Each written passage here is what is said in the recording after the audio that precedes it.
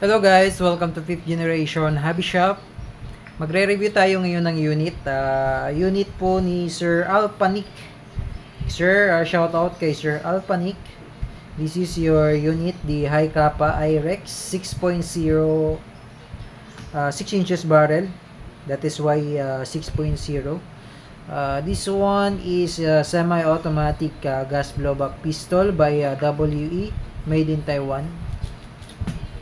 So, bali sir, ang ibibigay ko na sa inyong bala ay 0.25. Medyo mas mabigat. Now, 3,000 shots. And also, yung green gas. Pop Dyno, green gas, standard power. So, pwede po dito yung number 14. 12 or 14. Okay? Na gas. So, this is the unit. High Kappa WE. Yan, made in Taiwan. Black slide. Yung barrel niya is silver. Yan, IREX gas blowback. Check natin. Okay.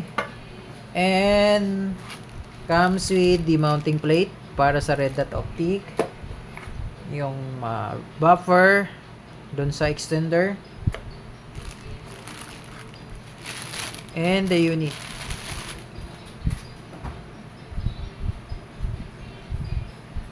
Yan. Umarex 2011 Umarex 6.0. So, ibig sabihin po, yung haba ng barrel niya ay 6 inches. Yung sa high kappa natin, 5.1 yung, especially yung T-Rex, 5.1 yun. So, this one, mas mahaba siya.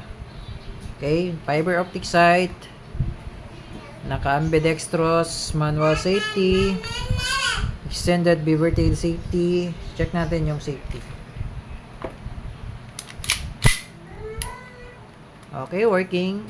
Safety off. Then, check natin yung beaver tail.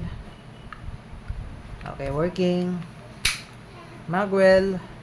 Then, extended. No, haba ng kanyang rail. Ayan, haba.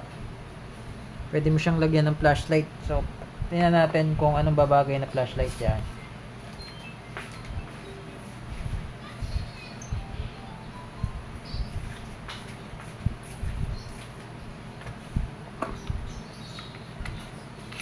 Yun.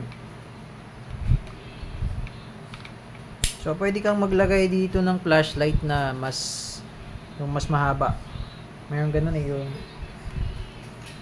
daw. Yan, so marami siyang yung parang stopper, no? 1, 2, 3, 4, 5, 6, 7. 7 na stopper. Sa mga usual pistol, yung mga standard version na pistol, 'di ba? Especially yung sa Glock 17, isa lang Isa lang yung dito pinaka stopper. So, ito ang dami Haba. Ang ganda. Yan. So, mayroon din siyang thread. May thread yan. Threaded barrel. Pwede pong maglagay dito ng tracer units. Okay. And then, pakita ko lang sa inyo, sir, yung loob. Parang mayroon siyang bala. Yung extender niya is yan. So, ito po yung kanyang extender. Ito naman yung extra buffer. Ito yun. Kulay white. Ito naman yung sa recoil buffer. Okay. Ito yung sa extender buffer. Ayan. Sa buffer niya dito sa extender. Then, ito yung sa stock buffer. So, kung gusto niyo pong lagyan pa ng buffer, pwede naman siya. Meron din tayong buffer na available. So, babalik lang natin.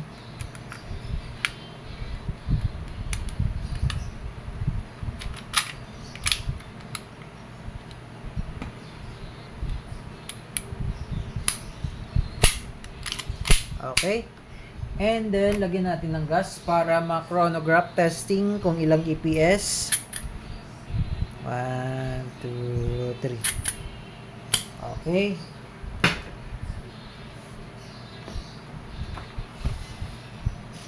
Lagyan natin siya ng bala, BBs.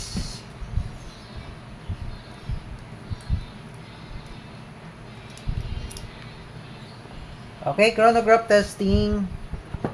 Set up lang natin. Yan.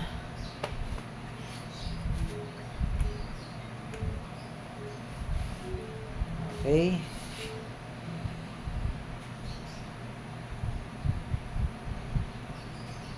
So, connect lang natin sa phone. Para sa phone natin, titingnan yung result.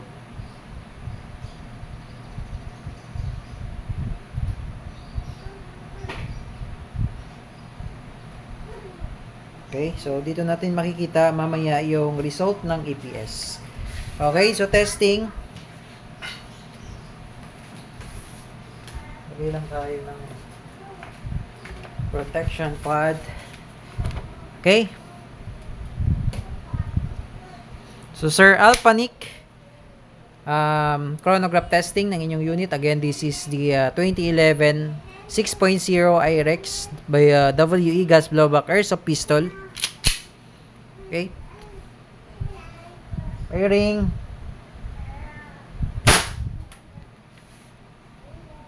Wow, 392. Doon pala natin makikita sa phone.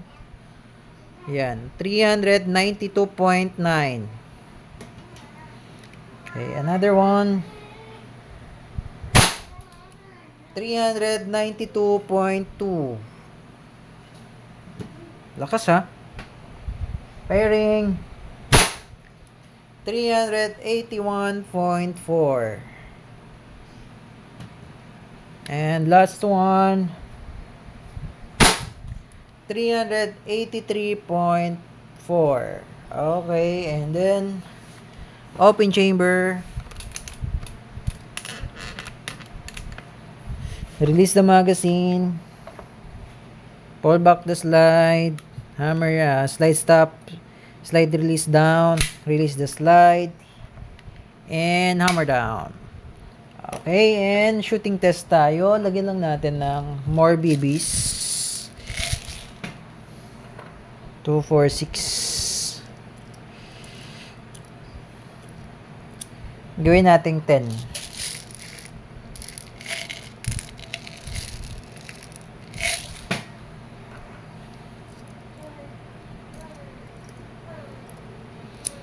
Okay, and then shooting test tayo. Okay, so papakita ko lang pala sa inyo, sir. Yan. Unit. Ang ganda. Okay, shooting test. Okay, Sir Alpanic, this is your 2011 High Kappa IREX 6.0 gas blowback airsoft pistol by WE. Testing. Okay, napakagandang gamitin at napaka-accurate.